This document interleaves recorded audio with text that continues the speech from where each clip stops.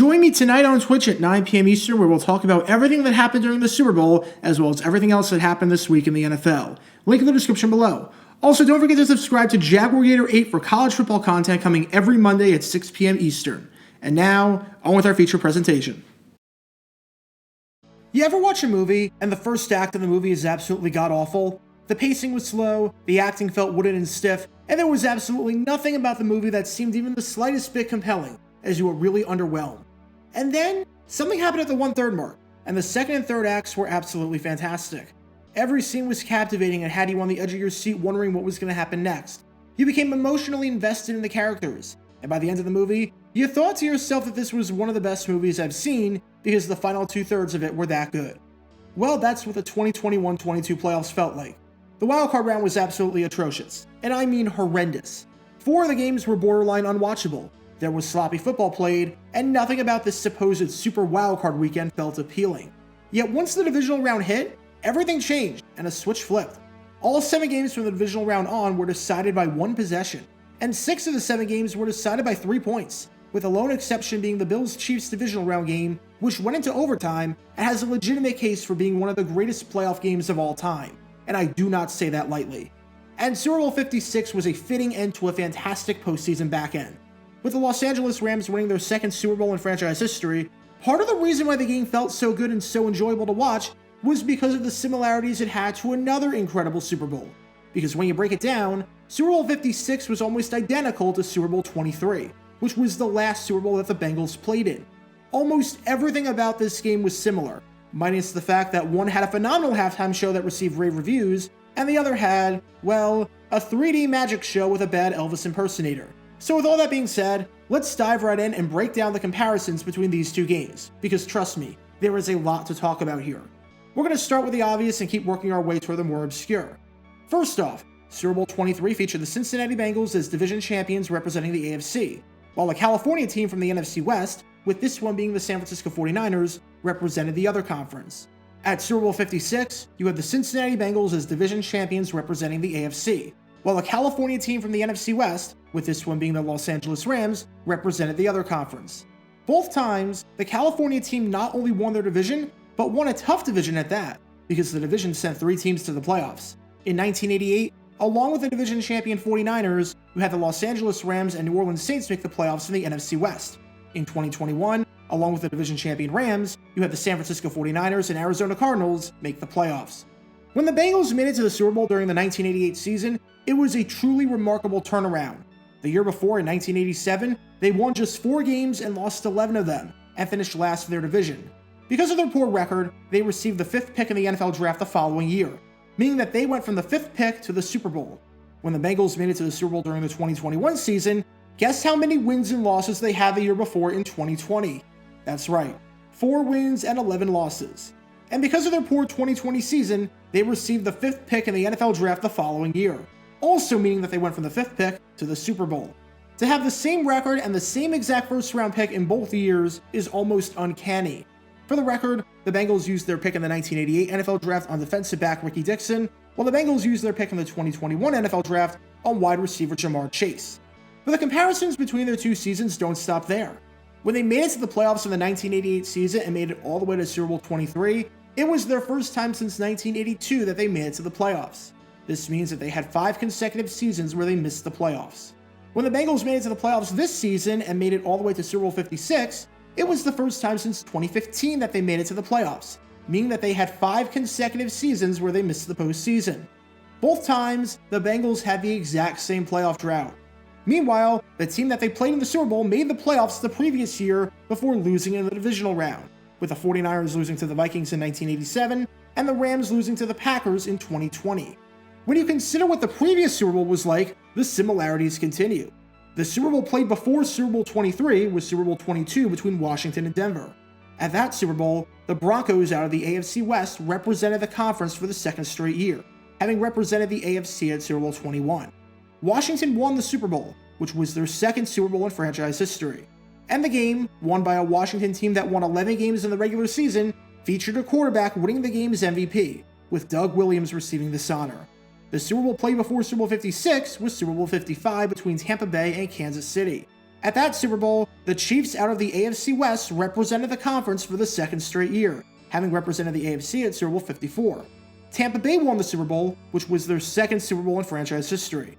And the game, won by a Tampa Bay team that won 11 games in the regular season, featured a quarterback winning the game's MVP, with Tom Brady receiving the honor.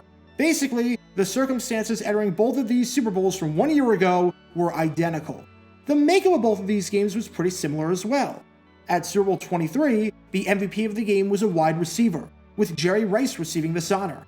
Rice scored the first touchdown that the 49ers had in the game, and the first touchdown that the 49ers had in the fourth quarter. Rice had an incredible season where he was named a first-team All-Pro, and where he scored 6 touchdowns in the postseason, including 2 in the NFC Championship. At Super Bowl LVI, the MVP of the game was a wide receiver, with Cooper Kupp receiving this honor. Kupp scored the first touchdown that the Rams had in the game, and the first touchdown that the Rams had in the fourth quarter.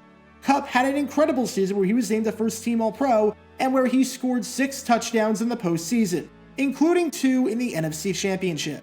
When you consider how rare it is for a wide receiver to win the MVP of the Super Bowl, something like this is truly remarkable. In both games, the Bengals had a legitimate chance to win it, or at the very least, increase their chances of winning. However, a critical drop pass in the fourth quarter killed them. At Super Bowl XXIII, with the Bengals leading in the fourth quarter, Lewis Phillips had a surefire interception that would have ended San Francisco's drive and would have improved Cincinnati's odds tremendously, but he dropped it. As a side note, you can learn more about Phillips by clicking the card in the upper right corner. At Super Bowl LVI, with the Bengals leading in the fourth quarter, it seemed like Tyler Boyd, the sure-handed receiver, would be able to make the catch for the first down. However, he flat out dropped it, ending the drive. Who knows how Super Bowl XXIII turns out if Phillips makes the pick, and who knows how Super Bowl LVI turns out if Boyd makes that grab. The winning quarterback for both sides was almost identical as well. At Super Bowl XXIII, Joe Montana went 23 for 36, completing 64% of his passes. At Super Bowl LVI, Matt Stafford went 26 for 40, completing 65% of his passes. Again, the completion percentages were practically identical. There's also the fact that both Super Bowls were televised by the same network, with Super Bowl XXIII and Super Bowl LVI being broadcast by NBC. There is the fact that both Super Bowls, even though they weren't the first time the game was held in that city, were the first time that the game was held in that stadium, with both stadiums being in their second year of operation. Joe Robbie Stadium was not the first stadium to host a Super Bowl in Miami, but after opening in time for the 1987 season, it hosted its first Super Bowl at Super Bowl XXIII. And even though SoFi Stadium was not the first stadium to host a Super Bowl in Los Angeles, after opening in time for the 2020 season, it hosted its first Super Bowl at Super Bowl LVI. And there's the fact that both times, the team that won the game not only lost the turnover margin, but turned it over twice.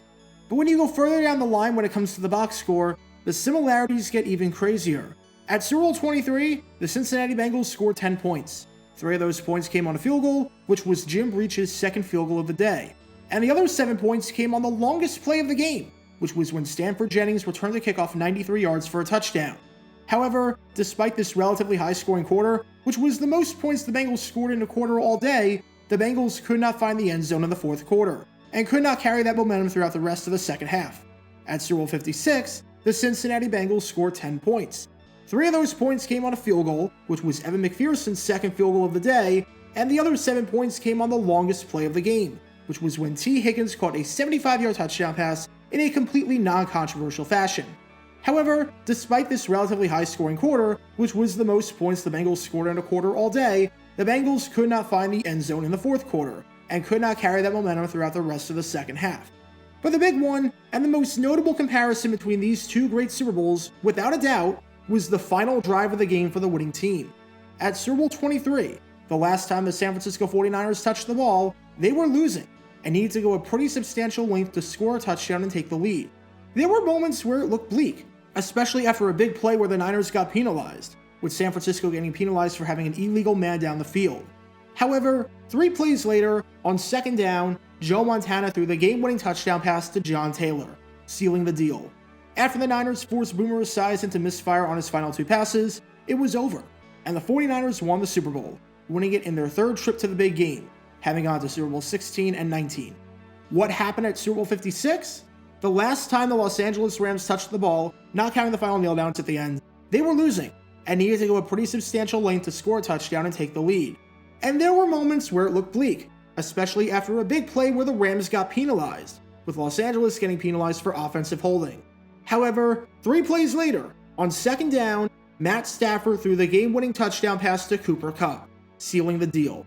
After the Rams forced Joe Burrow to misfire on his final 2 passes, it was over, and the Rams won the Super Bowl, winning it in their 3rd trip to the big game as the Los Angeles Rams, having gone to Super Bowls 14 and 53.